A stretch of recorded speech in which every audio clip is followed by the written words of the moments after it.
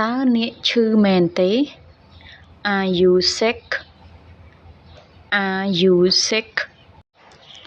Yes I am Yes I am Yes យើងអាចឆ្លើយបានចាស់ឬក៏បាទចាស់ខ្ញុំឈឺឬក៏បាទខ្ញុំឈឺ Yes I am តើអ្នកសប្បាយទេនៅពេលយើងឃើញគេមកពីដើរលេងឬក៏មកពីវត្តមកពីអីយើងសួរគេតើអ្នកសប្បាយទេ Are you happy Are you happy តើអ្នកសប្បាយទេ Yes I am happy Yes I am happy ចាខ្ញុំសប្បាយឬក៏បាទខ្ញុំសប្បាយ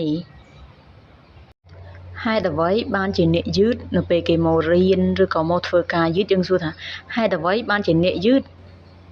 Why are you late Why are you late